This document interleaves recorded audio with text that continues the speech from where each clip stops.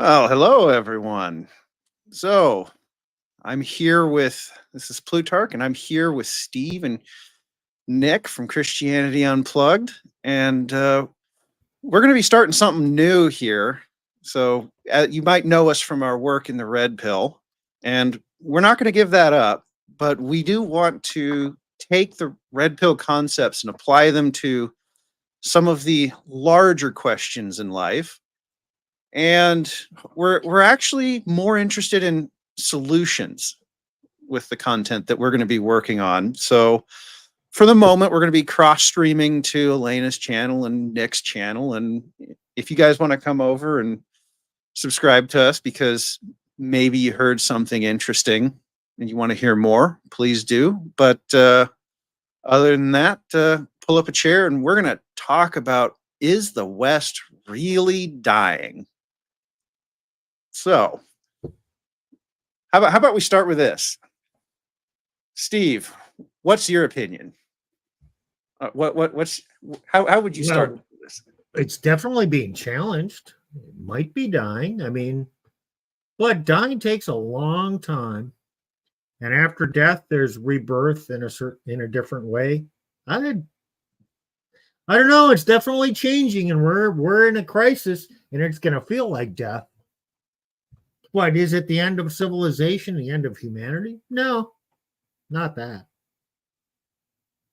I would say we're entering in a period of darkness, a period of struggle. Could the West emerge from this the better? It's possible. But from all looks, it does look like the West is entering into some dark days. Okay. Like you can say the Eastern Empire, eastern part of the Roman Empire took a long time to finally fizzle out. Hundreds of years, if I recall correctly. Yeah. Of course, the western part died first, and then civilization moved to the east, and then the west side kind of took over again. Good. But yeah, there's always a shifting. Now, is it going to shift? Yeah, it's going to shift. Is it going to shift in my lifetime? I don't know. Okay. Well, I have a bit of a brighter view on things. My view is that what we're going through right now, yes, it looks dark. Yes, they're objectively not good. But my view is that what we're actually watching is the US in particular being dragged kicking and screaming to that position of civilizational leadership. And I know that's going to scare the ever-living shit out of everyone listening in because of what our culture has become. And all I can say is, if you've traveled the world and looked around, yes, we're degenerate. We're just less degenerate than everyone else. So what? This sounds like saying we're the cleanest dirty shirt in the laundry. Oh, we are. And I got a whole screen full of data to prove it. Because I'm the nerd. So are you saying we're going to be kicking and screaming onto more global leadership, or yes, more? Oh yeah, but it's not working well so far, is it? I didn't say that this would be a smooth transition. Now, did I? No, this is going to be a very rough transition, and this whole story, at least to my mind, of transition, it's actually, Steve, you brought up an interesting point when you said, oh, well, they transitioned to the East Roman Empire and then it kind of transitioned back to the West. And that's true. Now, what we have never considered is that all of the empires of old came from the Eurasian continent. All of them.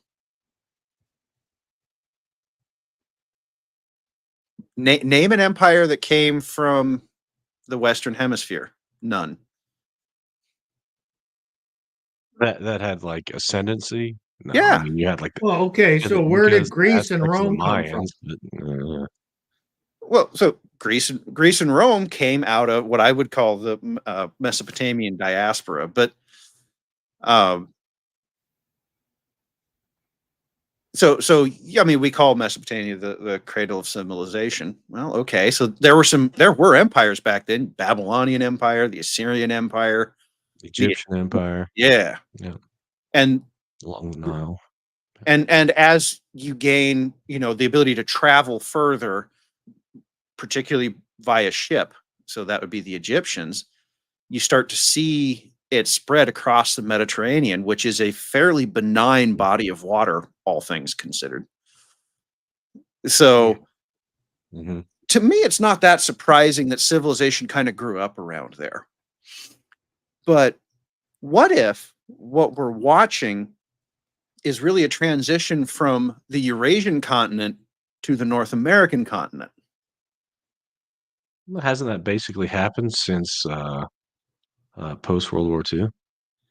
It has. But how it happened has never happened before in the history of the world. So we're dealing with something with technological innovation, but also a historical something that's new historically as well. Yeah. Geographically, yeah. Yeah. So think of it this way. When an empire came in Europe, like let's say the Roman Empire, they crush everything and they install a their empire, Pax Romana, if you will. It's probably the wrong way to say it, Sure. but that's how they do it. Okay. And then the Roman Empire collapses, and then somebody new pops up. Okay, you can talk about the Ottoman Turks, you can talk about the British Empire, for example, after the Dark Ages. So somebody comes up but they impose their empire. You have to deal with them economically, you have to deal with them militarily. They set the laws and the rules for their entire empire. Okay. The United States never did that. So at the end of World War II, the world's basically flattened, except for the United States, which still, by just fact of being on its own island, has a standing economy. No one else really does. The Russian economy's been flattened. Europe's been firebombed into oblivion. Okay. And the Chinese So is Japan. and yeah, and Japan The has revolution, yeah, all that. right. So there's nothing left. So what the U.S. says, and Europe was very concerned. This is all the Bretton Woods history for people who think that there's a whole bunch of conspiracy theories around that. Not really. The whole purpose of Bretton Woods was the United States said, okay, we as the only navy left floating, we will protect everyone's shipping. Doesn't matter if you're allied with us or not. Doesn't matter if, and in some cases, doesn't matter even if we're, like not friendly with you, like say Russia. Russian shipping still got protected. Now it had to go through. There were shell games that had to be played with, like, okay, you have to flag in Liberia or something like that. But Russian shipping is still protected, and it is even to this day. We can dig up some stories about how the NATO navies protect Russian shipping outside of the Black Sea, but that's a different. So the United States said we're going to do all of that, and they said, and we're going to export our economy to rebuild your economies, particularly the Japanese and Western European economies, and we rebuilt them in 10 years. So by 1955, those are livable countries they might not have great circumstances, but they're starting to heal economically from the war.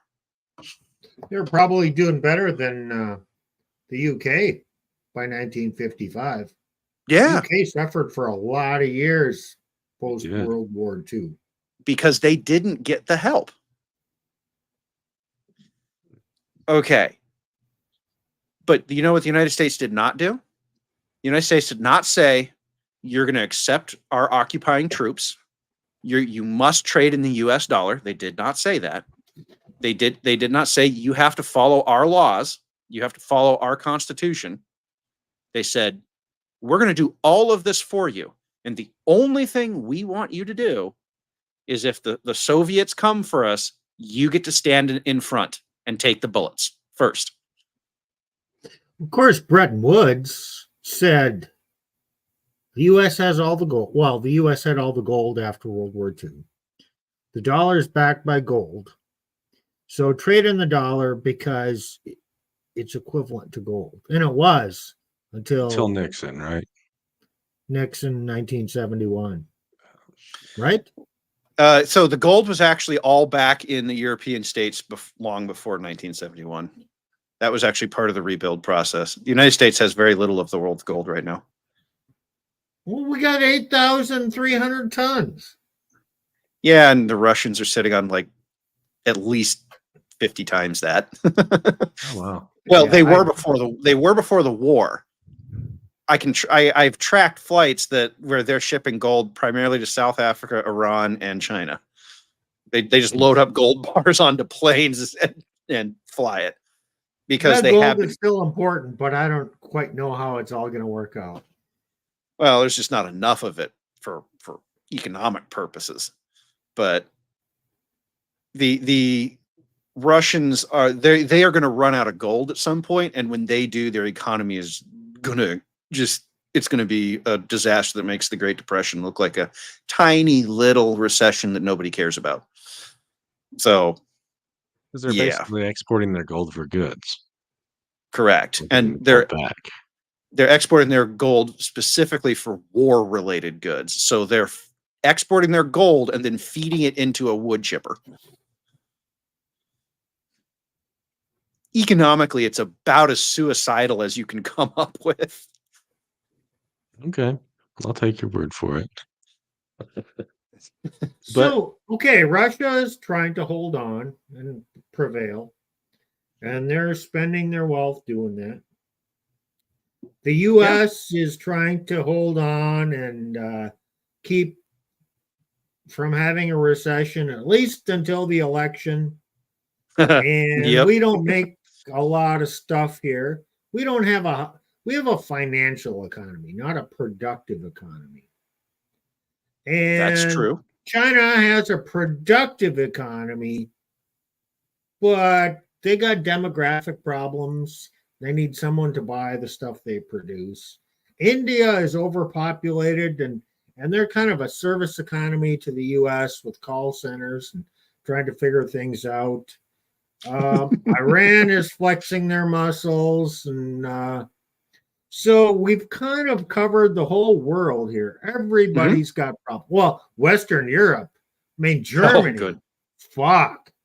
They got no energy, and their industrial base is fleeing to the U.S. of all places. Porsche is opening up factories here. So everybody has problems. Are we going to avoid some kind of global recession, depression, depending on where you are? I mean, is everybody going to suffer? Oh, the suffering is going to be real, and it's going to be worse than the Great Depression. Even in the U.S., right? Even, well, give or take. I mean, yeah, the U.S. will not be the worst of it. But we won't get through unscathed. No. Yeah. So if y'all want to do some data, I have data. Oh, that'd be fun. And so because we could sit here and we can talk and but how about we actually prove what we're trying to say here? Let's do this. I am going to pull up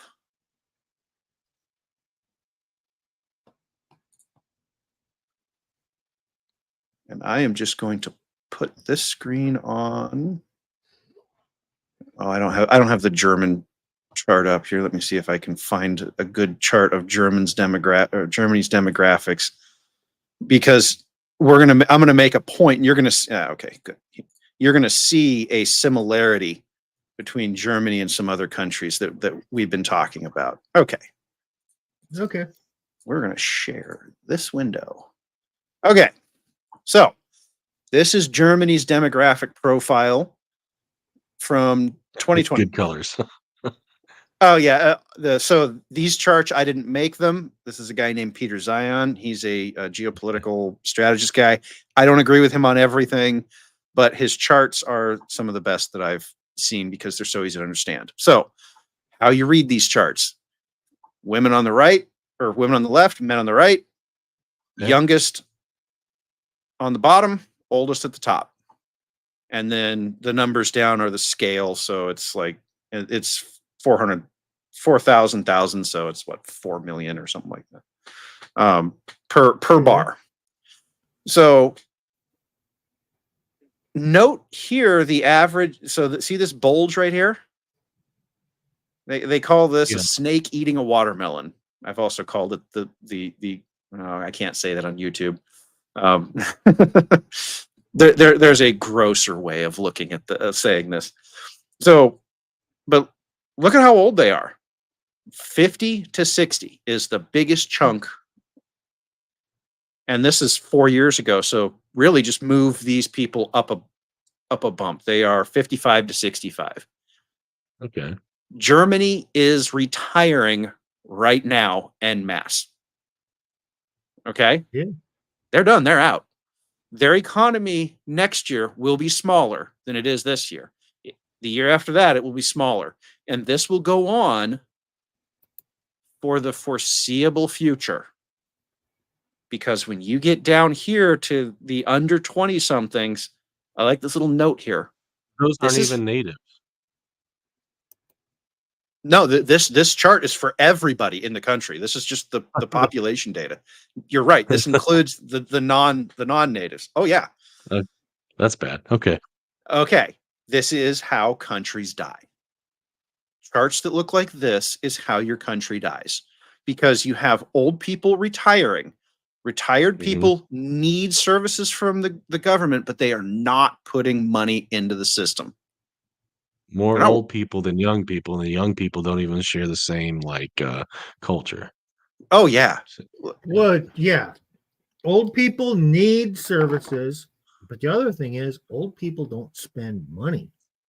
So they don't plow their dollars back into the economy. They're not buying houses. They're not buying school supplies for their kids and all the crap that you have to buy when you're in your 30s with young kids. You spend shitloads of money. And you get 50, 60 years old. Oh, fuck. I don't really have much to spend on. So I'm not plowing money back into the economy. You are, Nick. And Plutarch. You guys are. Well, mostly Nick, because he's mostly Nick. Yeah. Yes.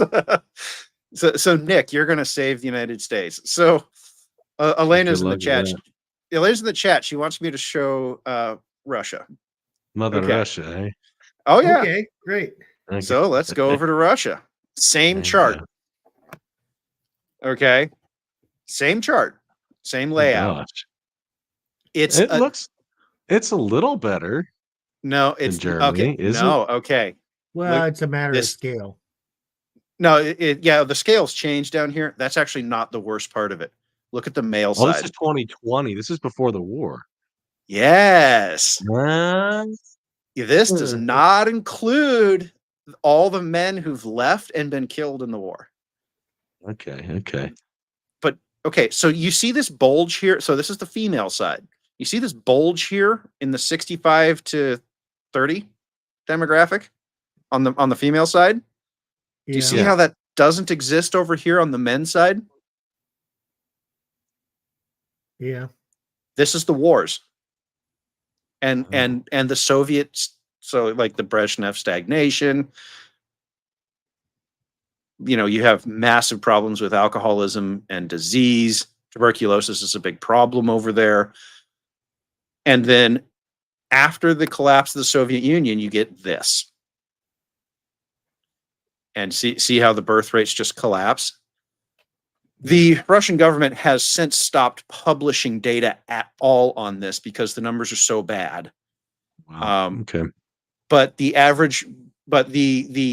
somebody from Rostat leaked the birth rate for 2023. 1.19 per couple. Germany's bad. This is worse. What is? And they don't we'll and get they to don't have what an the immigration US is. population. Correct. Right. Russia does not have an immigration population. In fact, Russia is very anti-immigration. Right. Okay. So when I was saying earlier about how Russia's basically gone in a couple of years, this is part of the equation. The economics is another part. But if you look through demographic history, recovering from this takes 100 years. So there is not going to be a Russian resurgence because there are no Russian men and women to have a resurgence with. All of the women are beyond childbearing age. Remember, this is 2020, so your youngest bracket of women is now 35 of size. Plutarch, hey, you say it's going to take 100 years. Bullshit. It's impossible with feminism. Maybe you can do it in 100 years if you abolish feminism. They get married at a young age, and women start. Well, families are intact, and women have 4, 5, 6 kids. But that's not going to happen with feminism. They're stuck. They're going to be stuck at 1 point something birth rate as long as feminism exists. Well, yeah, they have a very high divorce rate and a very high abortion rate still. Oh, their divorce rate is closer to 70%. Oh, wow. People forget that Russia is actually the birthplace of modern feminism. It was created by Leon Trotsky. And when Stalin figured out what it was doing to the population, he actually ordered Trotsky killed. Yes, and the woman, Alexander Kolonade. Mm-hmm. I think that's her name. I'm close. Yeah. So, no, Russia ain't coming back, folks. Russia is not a bastion of modern masculinity. And in fact, do you know how Putin wins elections? He pays the women. Wait, doesn't that happen in the U.S. too? Yes, it does. Well, pretty much.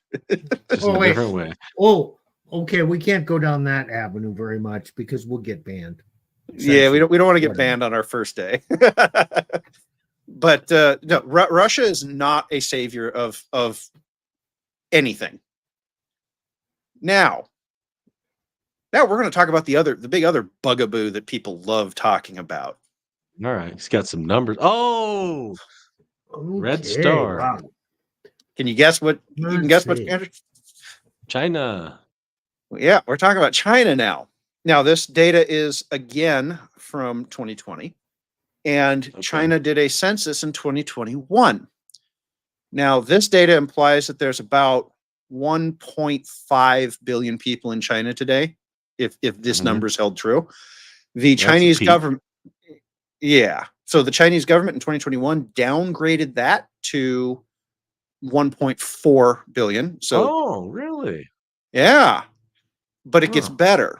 According to the Shanghai Academy of Sciences, the number is somewhere between 1.2 and 1.3 billion. Okay. So now the Shanghai Academy of Sciences is using a different method to calculate. What happened was when the Chinese government was trying to get rid of the one-child policy about 20 years ago, they introduced a rule that says the funding for, because they have they call them provinces, I think, but they're kind of like states here, except the money is given to them from the CCP. So the CCP controls everything, and then money is given to them. And it was decided that money would be given to the individual provinces on the basis of how many kids were in school. So, So and that's the sounds only familiar. metric. Yeah, it's the only metric. So Okay. all of a sudden, the only thing you had to do to get more money from the CCP was inflate the number of children in school. Now, I have a question on this. I've heard about, I know that China had the one-child policy. And I know from China culture that the male child supports the parents because they really didn't have a social security system. That was just the way it was. So male children were valued more than female, and this was the age of abortion. So why is this chart kind of balanced on the right and left side, male and female, if supposedly more female children were aborted than male children, and they have more men than they have women, and that problem? It makes me suspect this data. Yeah, well, this data is from the Chinese government, so you can suspect it all you want. I won't complain if you do. The Chinese government is well known for lying through their teeth when it comes to data. This just looks too damn balanced for me.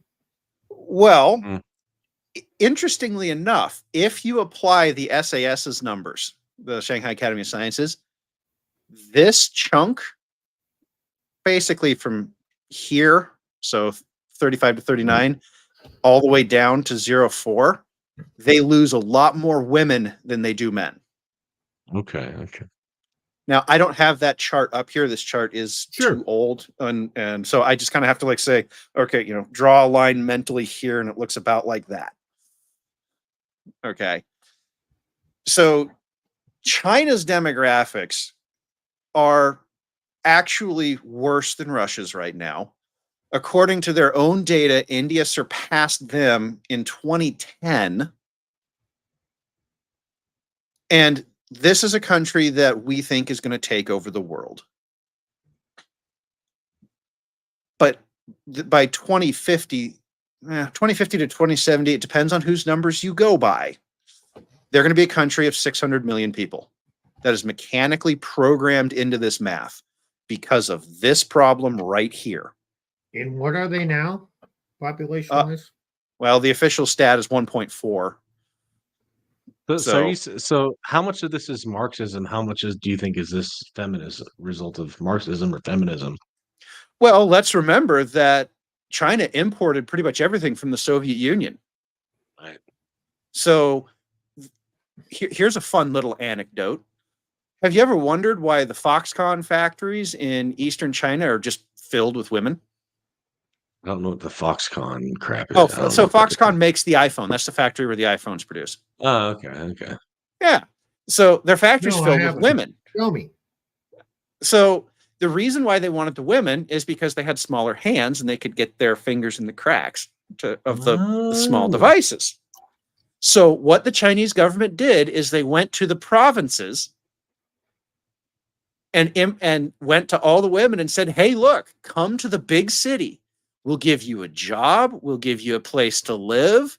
We'll give you all this cool stuff. And you can live in the big, shiny city, and you can be around all the men that all the high value men that you want. And all you have to do is leave your farm life behind. What percentage of women do you think signed up for that? Not many. 60, 70%. Almost all of them. Wow. Okay. Well, because it was either that or work a rice paddy for the rest of your life. I guess so. It's boring for women, I guess, Let me guess.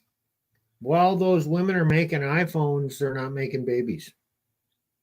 It is not beneficial for the Chinese government if the women are making babies and not iPhones. Oh, short term, economically speaking. Yes.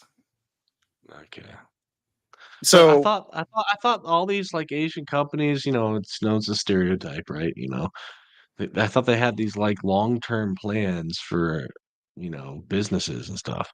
Oh, people keep telling me that the Chinese government has this 100-year plan, and I look at the one-child policy and I go, I'm still waiting for the evidence of this because they suck at math. Like, no, this is not true. There's Right. really what the CCP is now as a result of all the purges that Xi Jinping has done is it's a cult of personality around one man who no one will talk to him for being afraid of getting shot. So he doesn't know any. Yeah, he doesn't know anything. He doesn't. It's like the wealthier Kim Jong, whatever. Pretty much. So you might have remember a couple years back they had rolling power outages throughout the country. Made the news here. Okay. Xi Jinping didn't find out till President Biden asked him what was going on. He didn't know. They won't tell him anything. So when people say, "Oh, well, go ahead," they don't want to be the one. They don't want to be the one to tell them. Yeah, because you'll get shot. They don't want their head to roll, right? Right. Hey, that's happened many times in history. Right. Exactly. Nothing I'm saying here is particularly unusual in history, and it's actually what is this called? Shoot the messenger. Yeah. Oh, yeah. Ad hominem, right? I heard something I didn't like, so kill the guy who told it to me. China's famous for this. So the other thing, if you just want to go on the basis of history, we think of China as a 3,000-year-old culture, and it is a 3,000-year-old culture. But as a nation that's unified as you know it today, it's only ever been unified this way for 300 years out of that 3,000-year history. And the longest stretch they've ever had is when the United States is providing security for their trade on the global oceans. And the reason for that is they import 80% of their energy, and they import 80% of their food, and they import 80% of their industrial inputs. So your metals and it's actually kind of wacky how close they are. It's 80% of everything. Man, this sounds like pre-World War II Japan. No. I mean, I see similarities here. So when people tell me that, oh, China will never invade Taiwan, I go, I wouldn't. No, I'm not going to go that far. I can absolutely make a case where they would do it. You've got a low knowledge leader. You've got a disastrous economic setup, and I actually have another chart that'll show you just how bad it is for China specifically. And so you have the Japanese setup, and a need to prove yourself, Yes. Right. And so the setup is there to do it. Let's stay on demographics before we go off on China. Do you have the chart for the U.S.? I do.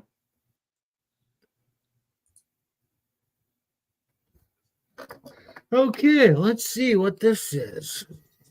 This is what they call a chimney pattern. That looks pretty stable. There's no snake eating a pig in here. There isn't. So a normal demographic profile looks like a triangle. Lots of kids at the bottom, ever reducing numbers going up. Mortality does what it does, right?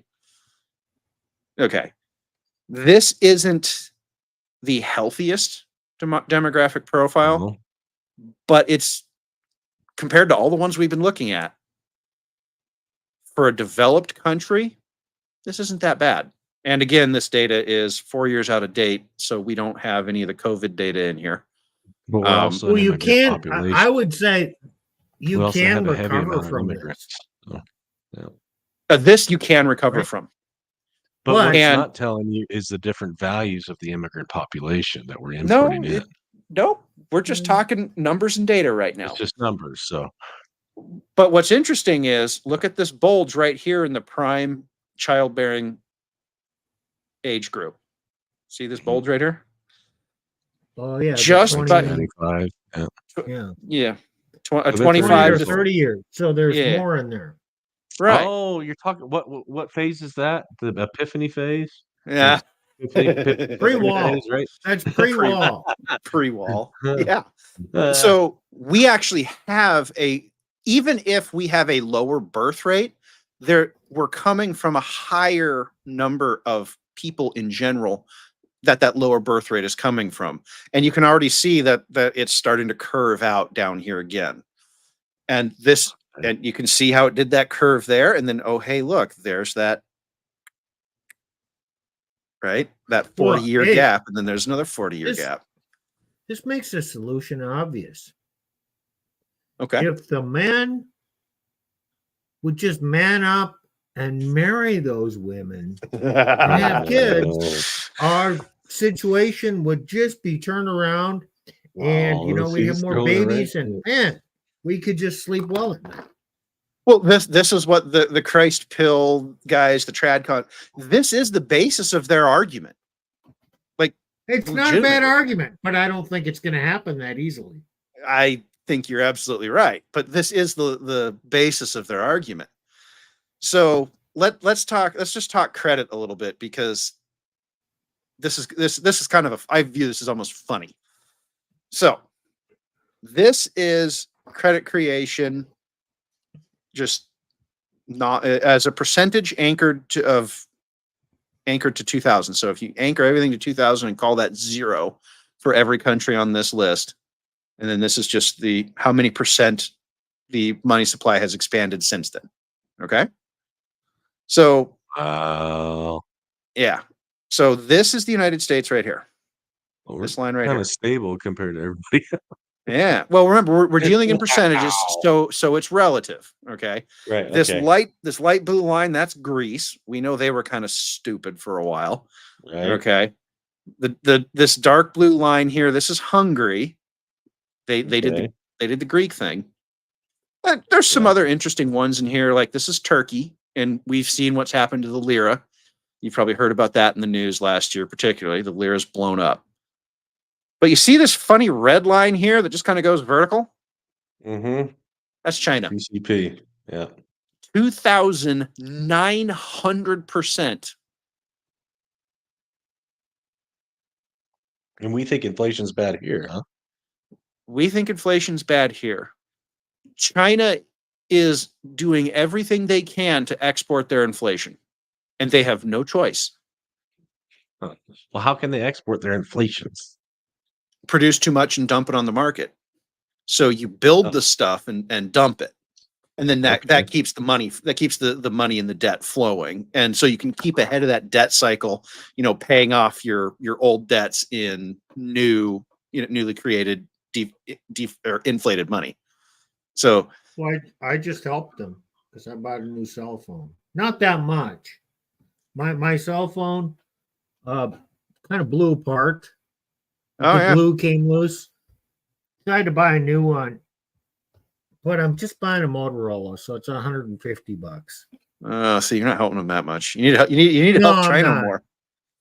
I didn't buy a new iPhone or any of that shit and spend $600-700 because a phone is a fucking phone. And hey, I'm a boomer. What the fuck do I need? Simple shit. Yeah, that's all I need. Right. So no nation has ever done anything like what China's done in history. Like these charts, Greece and Hungary, these are how countries die in inflationary fires. We don't even know what the hell is that. What the hell is that? Right. Everyone complains about our debt to GDP ratio, and I go, it's bad. Yeah, it's bad. It's not what great. The hell is that? Exactly. What the hell is this? This is something we've never seen before. And we're also in a position, historically where we've never seen before. So exactly. There's so much of the stuff that we've never seen before. We don't. Part of the problem is we don't know what's going to come after this. Although I have a feeling it's going to look a lot like what came before. Except, look, and I don't have charts for this. The United States military, in terms of the United States Navy, in terms of tonnage, just the amount of metal floating on the water, is bigger than all the other navies combined. Okay. The Chinese Navy, they have 600 ships and they're building so fast. They have 800,000 tons. We have 3.2 million.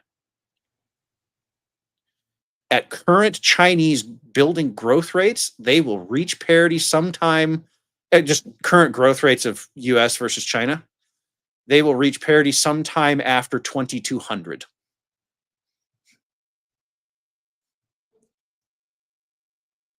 Yeah. And so the people say, oh, China's going to take us over. With what?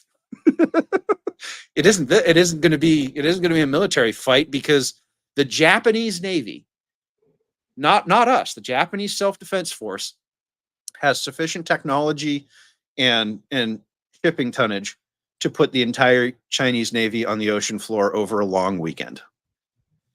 And Okay. what people don't know is that China considers Taiwan to be part of the home islands for the purpose of self-defense. That goes back to World War II and us using Taiwan to launch strikes against Japan. So Okay.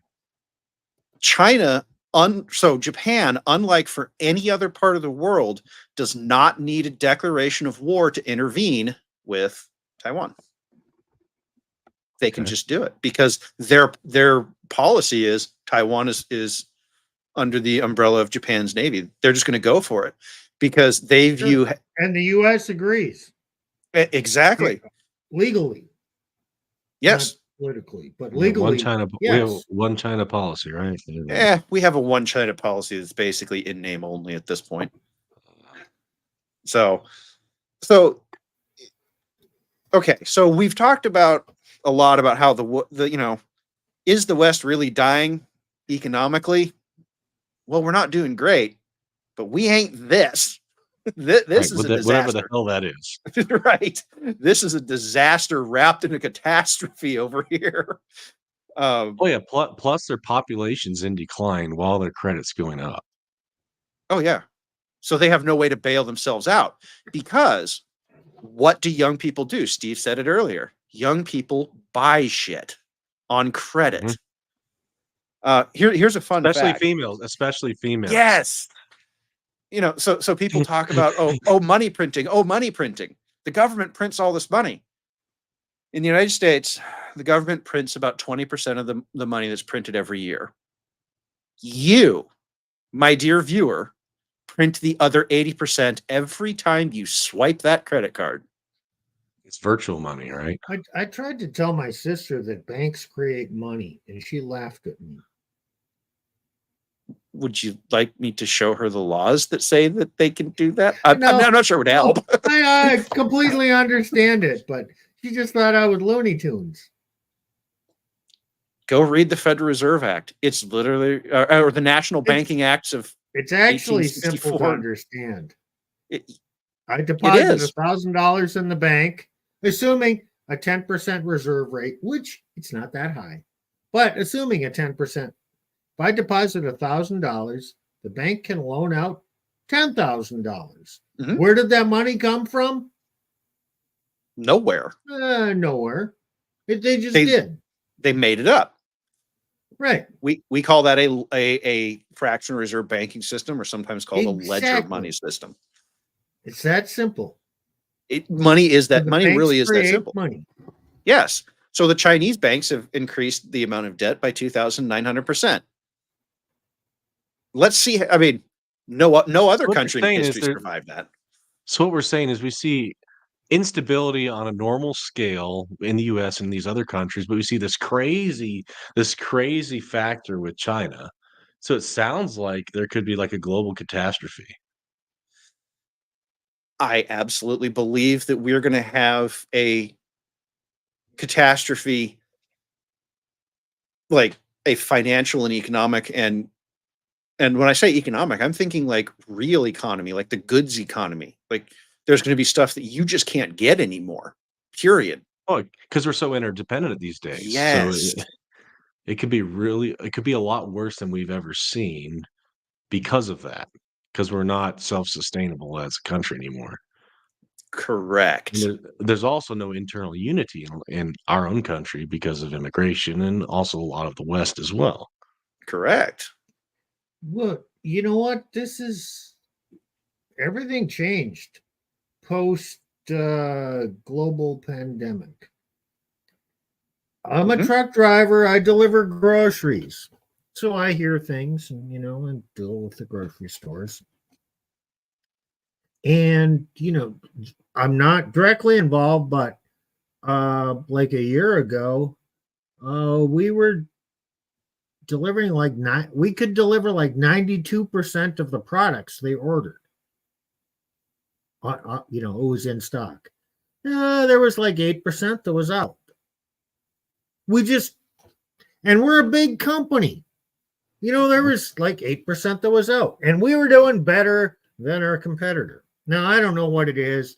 I don't even know if my numbers are exactly correct, so don't bust me on that. But we never completely got back to normal.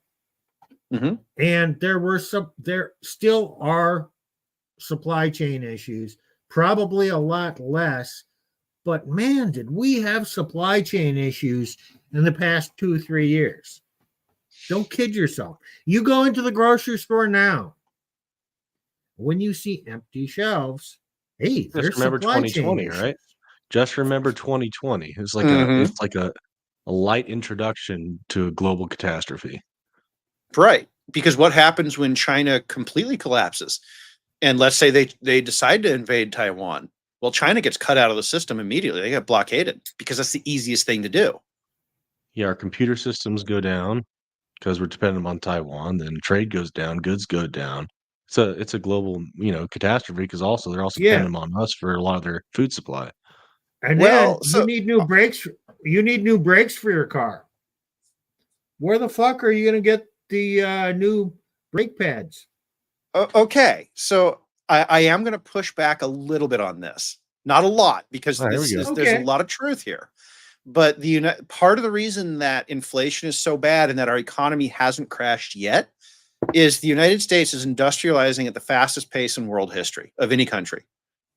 Right now? Right now. Oh, okay. We are building out industrial plant faster than any country has in human history. And we're doing it not just in the United States. Mexico is doing it as well, and we have tons of cross-border. Canada is their financial system is on the verge of blowing up. Right. There's a non-trivial possibility that Canada gets swallowed by the United States.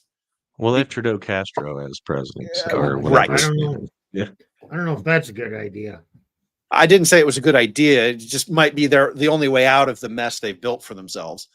But the United States is also starting to build lots of ties with countries like Colombia, which has actually stabilized significantly over the past 10 years and is kind of becoming Mexico's Mexico. So we have Mexico. Well, Mexico needs a Mexico. So Colombia is kind of becoming that. That makes sense. Yeah. So I'm not saying that this is going to be great, but the United States can and still does build high-end computer chips. They're still manufactured here. We produce all the food we need plus 25% that we export. So we overproduce food. Now, you won't get all of the food that you're used to. There will be stuff that just disappears. But the basics. That's a good thing. We could cut back. Oh, yes, we could. But the point is that whatever happens, the United States will not go hungry. Okay, we will still have the basics. Now, Steve, like what you said, will there be things that disappear from your store shelves? Yes, absolutely. Trade disruptions have the weirdest effects on things. Okay. 40 years ago, how much of that crap could you find on the shelves anyways? Right, exactly. Well, yeah, okay. Let's look back 20, 30 years. When there was intact families and stay-at-home women, my mother baked bread every week. She made the buns and for my dad, and he worked in construction, and he'd have a homemade bun with a slice of summer sausage and maybe some cheese, and that was what he brought to work. She baked bread every week. That doesn't happen now. But as things get tough, And if the government stops being so generous towards women, because it doesn't can. take long. It doesn't take long before a woman needs a man. And once a woman needs a man, people can make do. I mean, did you hear this? You remember Occupy Wall Street? Mm-hmm. Oh yeah, that was like 10 years ago, wasn't it? In 2012. Yeah, there were stories. There were stories of Occupy Wall Street. All these leftists who were in there protesting. And you know, there was no law in those camps. So how did they structure themselves? Automatically, the women in the camps latched onto some man because he provided protection, and he was out there, you know, protesting, and she was keeping the home fires burning and cooking food for him, and he provided the protection. Wow. Didn't take long for traditional roles to assert themselves in a chaotic situation. I would say funny. I would say we're already starting to see that. I was just at a wedding last week, and I've got another one to go to in 4 weeks. Yeah, we talked about that the other day. Yeah. We also, you know, so here's a fun little anecdote. Amazon recently fired 18,000 employees. This was third quarter of last year. 18,000. They fired 2,000 engineers, mostly male. Okay. Well, They yeah, 'cause fired. most males do engineering. Yeah, There's a exactly. lot higher males in engineering than women. Yeah. Yes. So they fired 2,000 engineers out of 18,000. The other 16,000 came from business functions, HR, marketing, accounting. Oh, worthless. Well, accountings, yeah, that's useful somewhat. Yeah, well, and you can guess which got cut through the hardest. The marketing and sales departments got destroyed. Right. And there's a lot of women in there. Oh, imagine that, right? Oh, Microsoft did the same thing in the second quarter of last year. It was like 25,000 people. They fired about, I want to say about 3,000 engineers were in places that they really were overweight. And the rest were business function firings. Well, paper pushers, basic. So they're firing all these paper pushers, people that take up useless space and energy. Yes. So, and then all of a sudden, surprise, surprise, a year later, the marriage rate ticks up. I'm shocked. Oh, imagine that, right? Well, here's the thing. We saw this after 2008. Like, this isn't new. I lived through this in 2008. I met my ex-wife in 2010. Oh. Wait a minute. Plutarch, are you saying the solution to our problems are make things difficult for women? It's the only solution that I've ever seen work. There has to be some sort of like like you call that natural accountability, you know. There ought to be like legislative accountability, but now it's like legislative inaccountability, but you get cash and prizes on top of that. So right. But it Well, doesn't really matter if to some extent, don't take this the wrong way. It doesn't really matter if there's legislative accountability or not, because by not being accountable there, they're making the problem so much worse in the real world that when it comes, it's going to be worse. And that's what I see forming right now. When social programs fail, they're screwed. Exactly. Well, here's something I've been thinking about, and I've not articulated it yet. And we could do a whole program on this. Force will be used in marriage. Yeah. Okay, if the man doesn't use force, or if force is not used to maintain the marriage, force will be used to destroy the marriage. If the man doesn't use force, or society doesn't use force to maintain it, force will be used to destroy it. So, if society removes the options to women, they're forced to marry. Mm-hmm. And then society continues and they stay married as long as they're forced to stay married, because that carries them through those unhappy moments when they're inclined to leave. They have to actually be forced to stay there and resolve issues. Yeah, because so, emotions and experience. It sounds really mean to say force is necessary, but it is. Come on, it is. Right. It's not which morality it's going to be imposed upon. It's not like which religious morality is going to be. Okay, it's not that there's a religious morality that shouldn't be imposed. It's which religious morality that shall be imposed. Well, or it could be just the tyranny of math. Not mean torture. Yes, that's correct. Force can be benevolent. Force is inescapable. Yeah.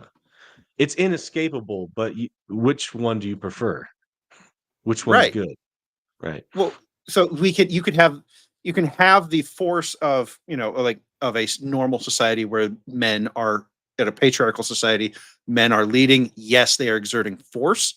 They're not exerting physical force, but they are exerting force over the economy. They're exerting force over the family. Okay. Or you can have the force of government. That's what we have right now. That's correct. But there is a third force out there. And I call this the tyranny of math.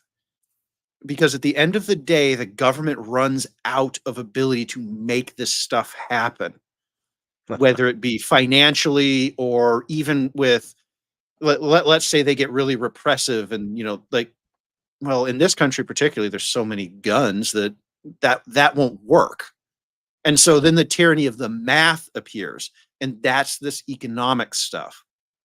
When a woman can no longer find a job, period, because they're all firing in her, she's got her MBA. She's such a great, but all the MBAs are getting fired. Okay. Well, that doesn't help them. And so, Steve, as you were saying, we see a huge increase in marriages in 2009 through 2012. And then from 2014 to 2016, you see a huge increase in divorces. So they were forced to stay there until 2014. That's really when the economy kind of starts to pick up. You have a chart for that? I don't. I was looking for one before, and I couldn't find it. But so I will keep finding it, and I will keep looking for it, see if I could bring it up. But So the funny thing is you can actually, and I've seen this done, but I don't have it and I couldn't find it in time for this stream, is there's a chart where somebody did like, okay, here's the stock market and here's the divorce rate. And they just put the two over each other. Because they use the stock market as a proxy for the economy. Okay. So what's the correlation? So when the stock market takes a dive, then 1 to 2 years later, you see the divorce rate drop with it because the women all get fired. When women don't have options, they don't get divorced. Exactly. Oh, that's hilarious. Okay. So but I call that the tyranny of math because you cannot argue with this stuff. And the government is not in a position to step in. They're hurting let's bring this back to the red pill.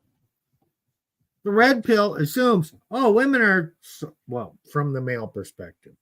The talking point is, these 304s, women are so bad, blah, blah, blah, and they'll just take you for everything and you shouldn't get married and it's not going to happen because there's no good women and you can't trust them. Okay. And they're assuming it's going to get worse and worse and worse, and there is no solution. But they are. I think, until they're forced to do otherwise through reality. Oh, reality has. But is anybody discussing this? Right. To my knowledge, no. Okay, you know what? I'm going to give credit to where it comes from. Have you guys ever heard of Cliff Eye? No. Okay. Well, he's a little bit out there. He's probably 70. He did the WebBot stuff. Okay, he's a little bit of a flake. Okay, and he will acknowledge it. But one of his quotes is, "You can ignore reality as long as you want, but you cannot ignore the consequences of Mhm. ignoring reality. Right. Right. And Hey, And that's what you're it's like talking free. about, So Plutarch. free falling from exactly. jumping out of an airplane in free fall feels good until you smack down to the earth because you don't have a parachute. Right. And so, Yeah. so one of my big complaints with the red pill community right now is that they all say, "Oh, well, there's nothing we can do about this. Just enjoy the decline." And looking through the Yeah, I don't data, agree. yeah, looking through the data, looking through the history, I see a reaction function here. And as the worse the economy gets, the more women are going to go, "Oh crap, I better figure out what I'm going to do." And they clean their act up.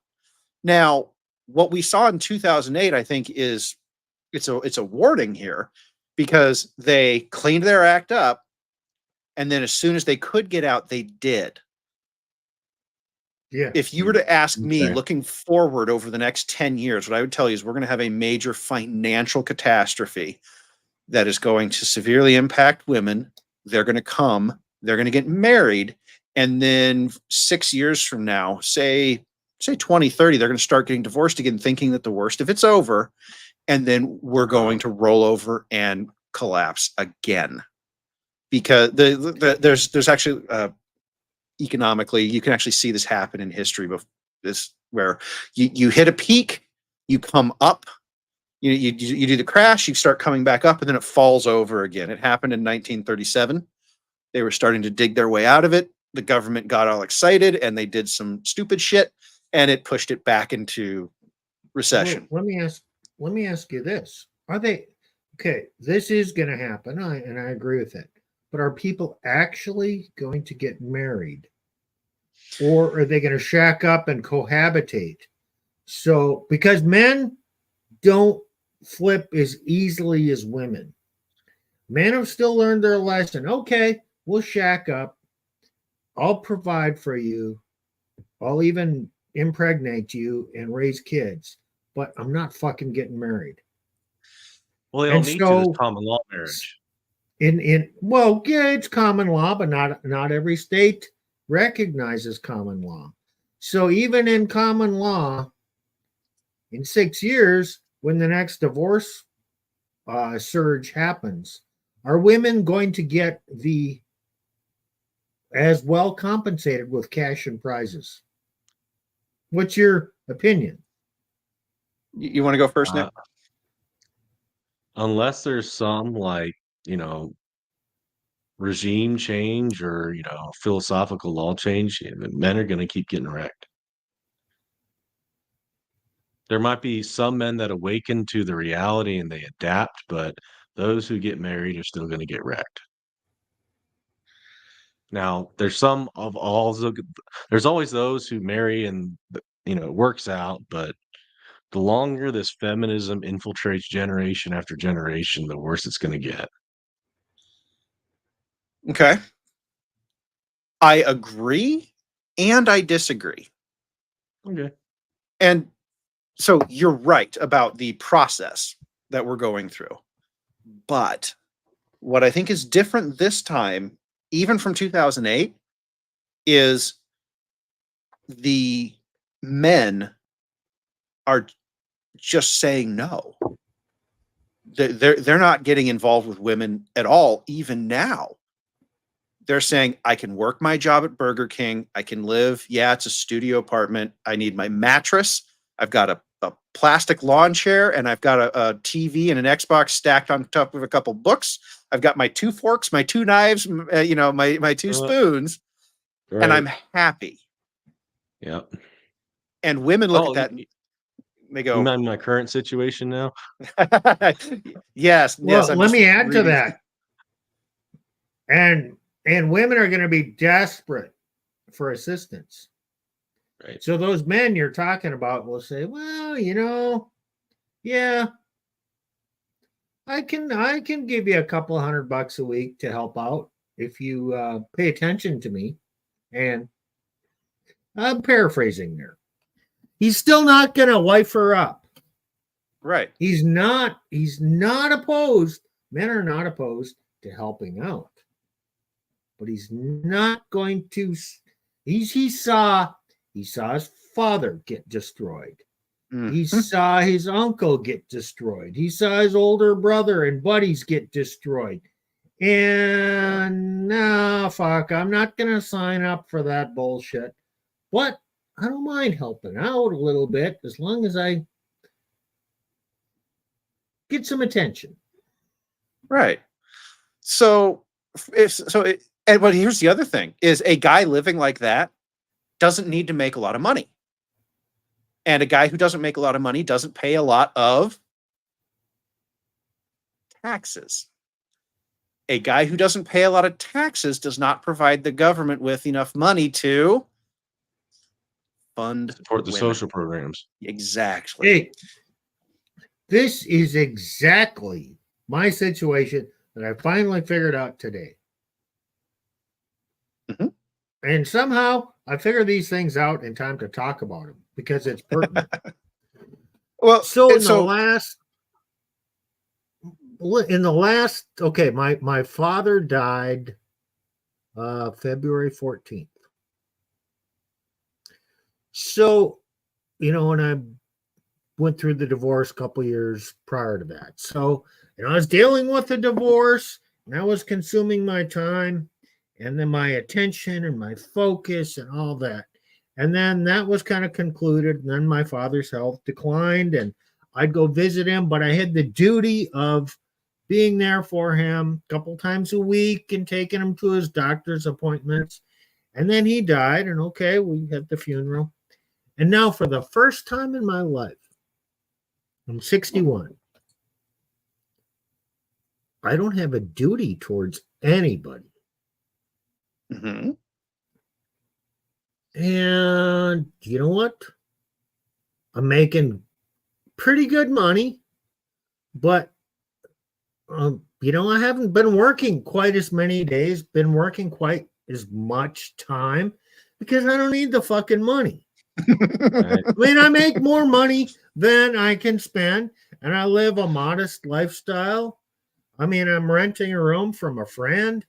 I could buy a house if I wanted to borrow the money, or I could get an apartment. But hey, you know what?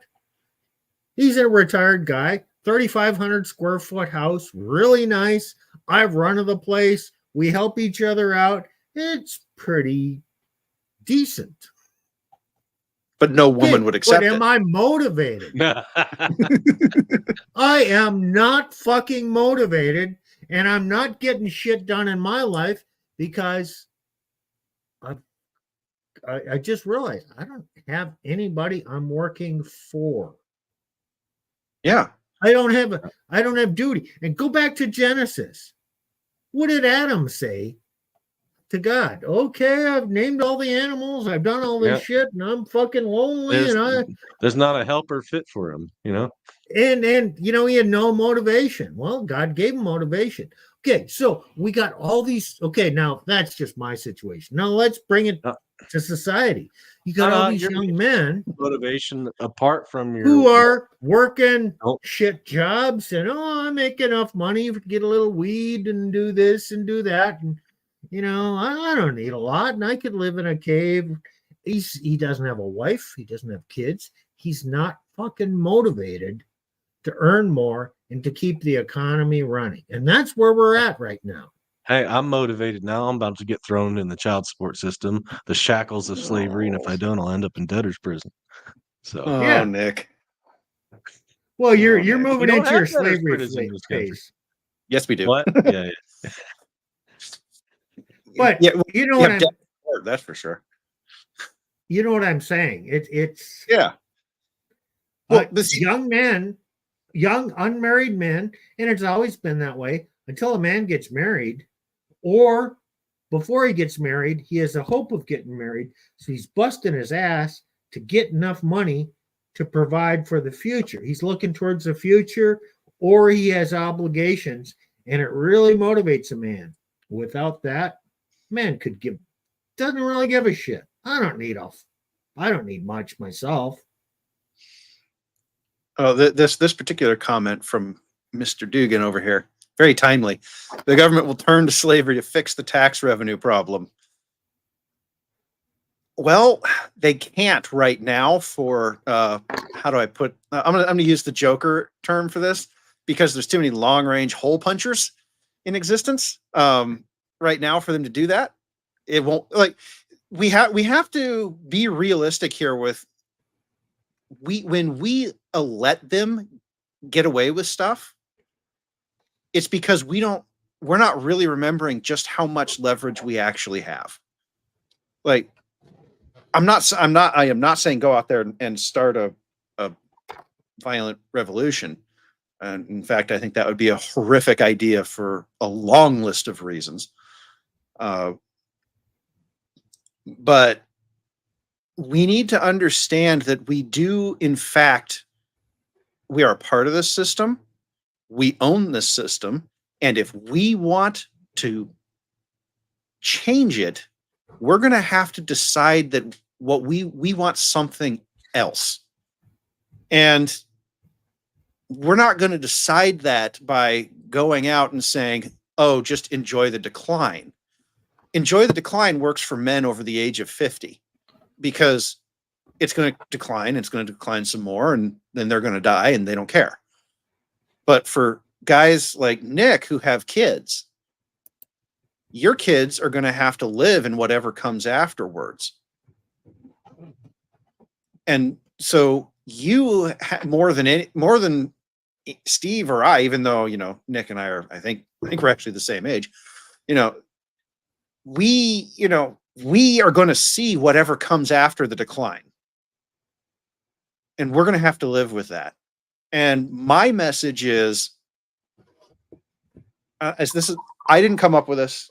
It's a guy who's in state politics, but what he said, and I found this great, was the future belongs to those who show up.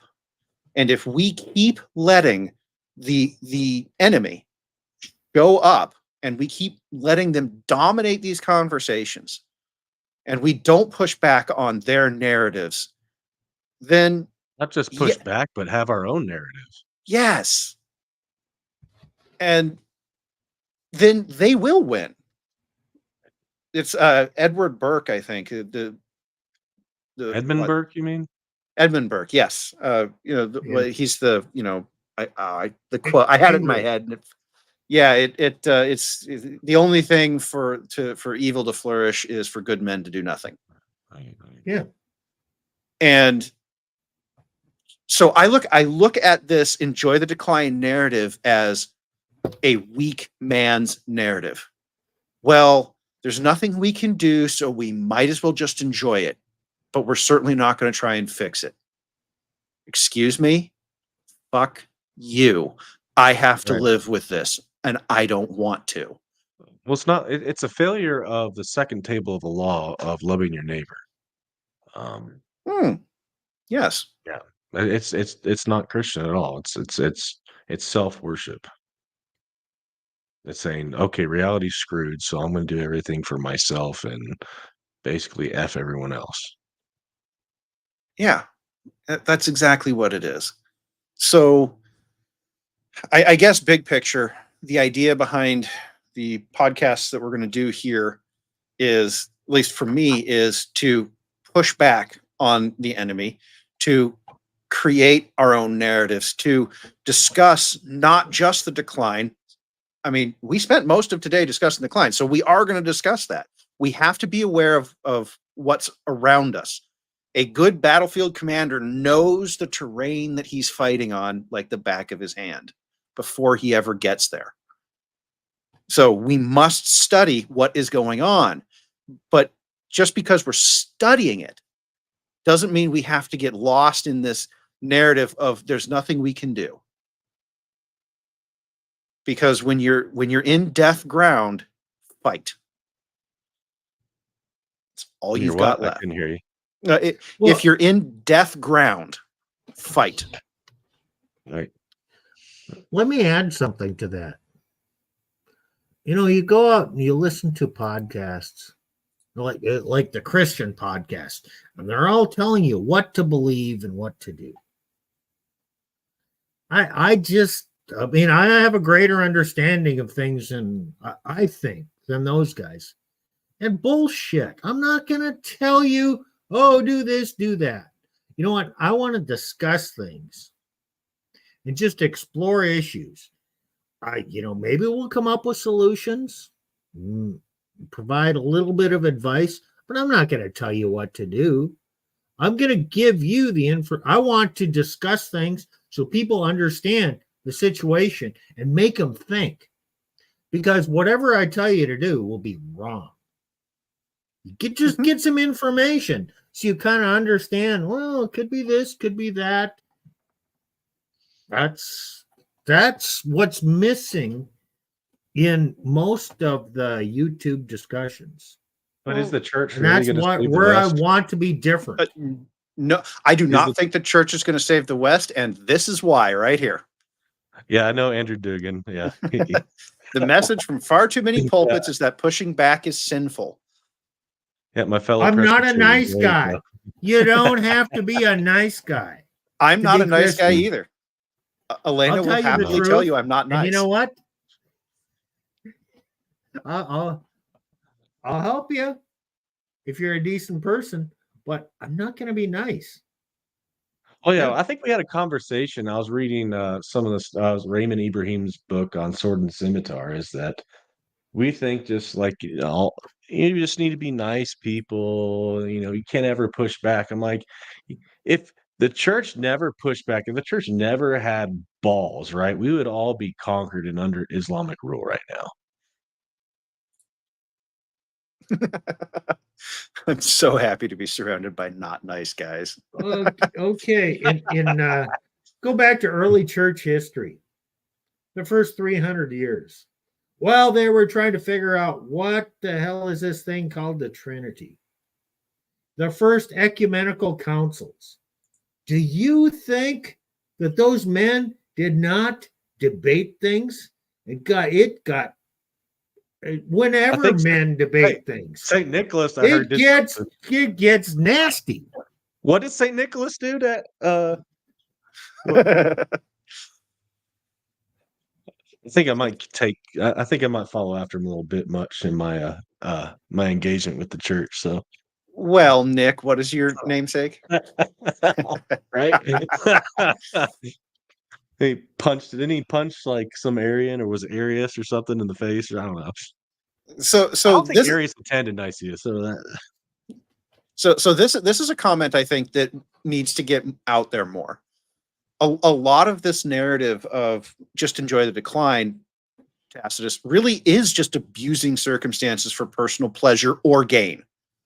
Or, yes, payback too. I think for most of them, they're mostly interested in the pleasure, honestly. But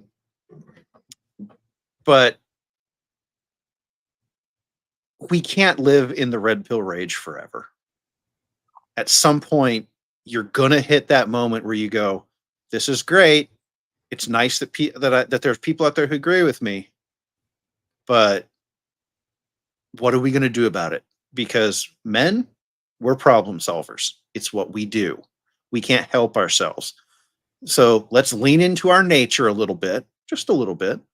And sometimes solving the problem is looking at the women and going, "Yep, we're never dealing with you. You are going to, in the inimitable words of Kevin Samuels, buy a dog and die alone." I'm not responsible for that. That's their choice. They can live with those consequences. Exactly. It's not we didn't cause it. It's not our it's not our fault, and it's not our responsibility to take care of your bad choices. Oh, well, share the gospel that doesn't erase temporal consequences for your actions. Well, let me put it this way. When a man marries a woman, and a woman marries a man, there's an oath involved. And I always took those oaths seriously. For better, for worse, for richer, for poorer, until death do us part. And, there's the unstated portion that I provide. and I'm the head, and she has to submit and obey, and I will love her, and she will respect me. That's my oath, and I don't walk away from that. Okay, so until I take that oath, I have no obligation towards that woman. Everything while we're dating or fiance or what is generosity, it's charity, but it's not duty or obligation.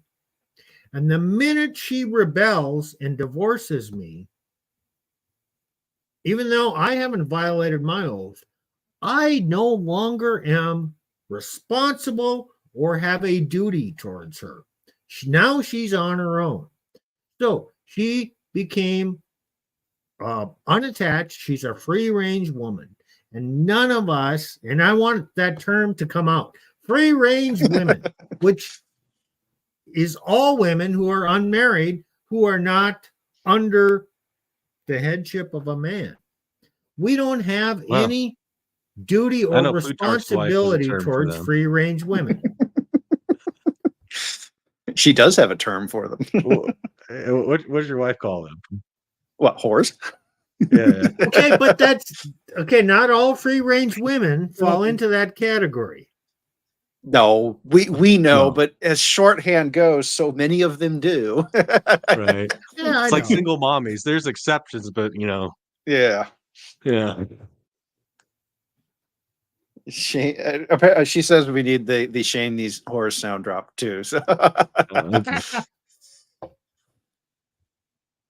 so well, that's all I had for tonight. So, go, Steve, like that's all I had. I wanted to get some data out there. I wanted to sort of counteract this narrative, start counteracting this narrative of, is the West really dying? We're not good. Maybe. We're not. So what's the conclusion? Well, the conclusion is that it's not going to be good. I can point to any number of your preferred economic, social, culture indicators, and we can agree that it's not going to be good. But I hope that I presented at least an argument that for as not good as it's going to be for us, it's going to be a lot worse for many of the people who we think are going to take over. Because you always hear, China is going to take over the world. They're going to do all this stuff that we can't do. Look at all this stuff they're doing. And then you dig into how they did it. And you dig into the demographics of the country. Guys, this is hard data. Right. And demographics is, I like to say demographics is immutable. We cannot create any more fully functional, trained 30-year-olds than were born 30 years ago. No, you're limited. Right. You're limited by the numbers.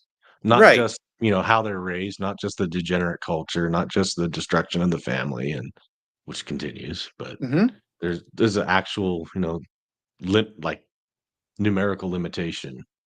Math sucks sometimes. Yeah. Right. But so let me summarize that. The answer is demographically no. Culturally, it's going to be ugly. Yes, but we have the option here because our economy is not going to suffer as much. We actually have the option of rebuilding from the rubble. I don't think China rebuilds. I don't think Russia rebuilds.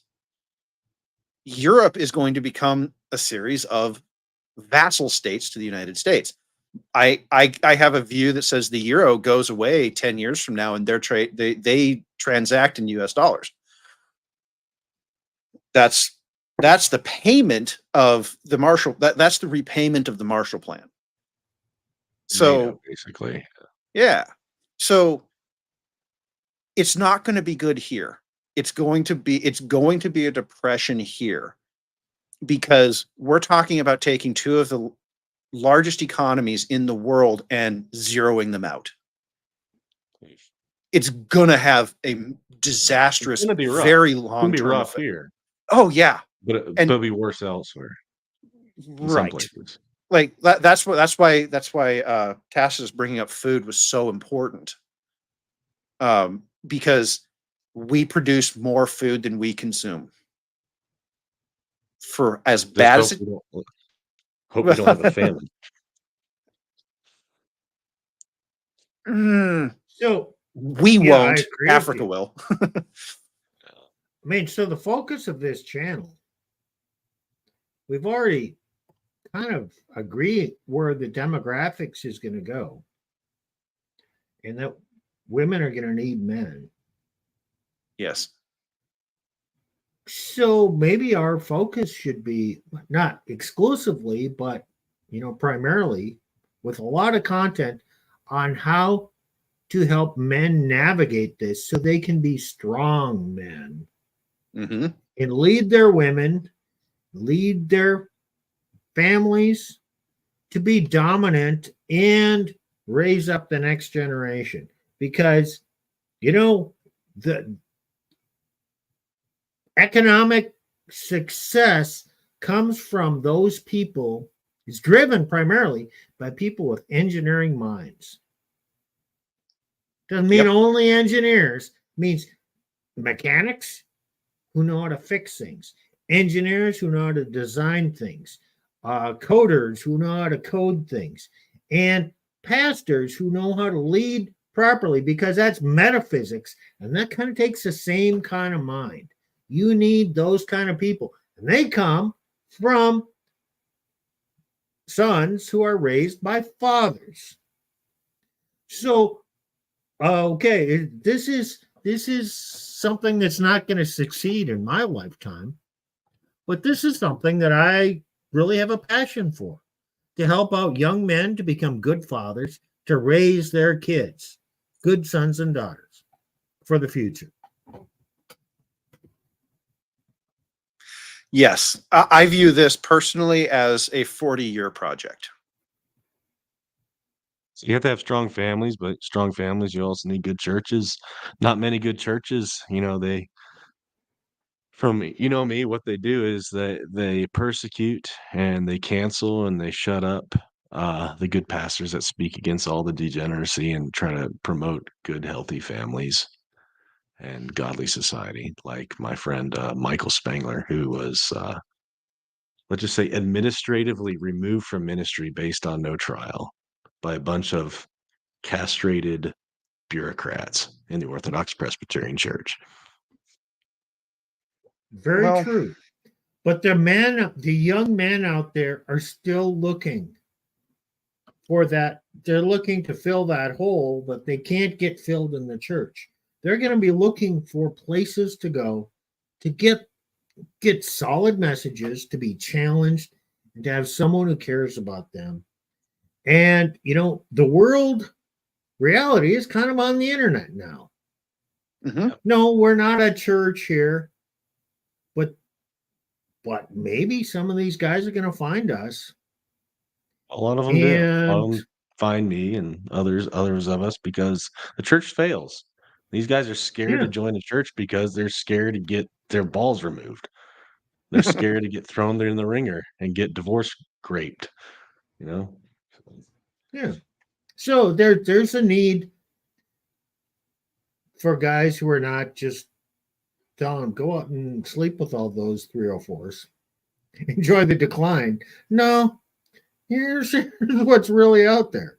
Here's how you should think about things, and then providing the reason to go with it, and then some biblical basis too. We haven't talked much about the biblical side of things tonight, but hey, we'll get into that at some point. Yep. Well, and I don't want to pull punches here, man. There is a shit ton of work to do. And as I'm constantly telling Elena, how do you eat an elephant? One bite at a time. Don't start with the tail. Don't start there. But we have to start, and we have to start somewhere. And to my mind, the place that we need to start is just by looking for solutions. One of the things that I'd love to do is later on when we get more people coming and joining is I'd love to do like a weekly or bi-weekly panel show where we just get on and we talk with guys like, so let's say, Steve and Nick and I, we're out, throwing ideas around and, you guys can watch the videos and then come to us and let's have a discussion about what you thought. Were we wrong? Were we, are there ways our ideas can be improved? Because we have so much work to do. Like we have to fix the church. Hi, Nick. Right. I'm probably the most secular person here. I'm a finance and economics guy. Like I pay way too much attention to that stuff. Steve is our gray hair elder. He's just going to be going, okay, you young whelps, here's what you really need to be thinking about. He's our old school red pill guy as well. Yeah. And I'm a mechanical engineer truck driver. Yeah. What a combination. And then Nick is our pastor. Hey. Yeah. I'm your ecclesiastical troublemaker. 3 guys from completely different areas. And Yeah. It makes it fun. So that's kind of where I see this going, and I know I've talked with Steve and Nick about it, and I think we're all on board with that idea. So it's 8:00 on the West Coast now, so our East Coast guys are probably falling overtired, and we should let them go because it is Friday. Yeah. But stick around. It's going to be a wild ride, folks. Yeah, and we'll come up. We got a lot. This is just the start, the kernel of the idea. Mm-hmm. We got a platform now that who knows where it's going to go. Yeah. Final thoughts, Nick? A lot of good information, guys. Because the world is it's simple, but it can be complex at the same time. So like there's economic angles, there's natural revelation angles, there's theological angles, there's all sorts of different angles we can approach things with, but as long as it's the truth, it can build people up. Mm-hmm. We cannot do any of this without the truth. And sometimes the truth is going to be things where we look at what's popular in the narrative and we have to go, sorry, that's actually just wrong. So let's do more of that. I like that. All There's right. a reason why we have 3 men, though. Yeah, yes, that's true. All right. Well, that thought. Yeah. Okay. So tomorrow we are going to go on Elena's stream. Are we going to co-stream that one here too? You certainly may. I will show her how to set that up. What time is that? It's usually 9:30 Pacific. 9:15 Pacific, 11:15 Central. All right. That's the typical time. Yeah. And I think our topic is going to be accountability and how men and women avoid accountability in different ways. Behavior. So think on that. All right. Well. All right, guys. Yeah. We will see you again. Okay. I thought. Later, guys. Bye. Yep. Bye.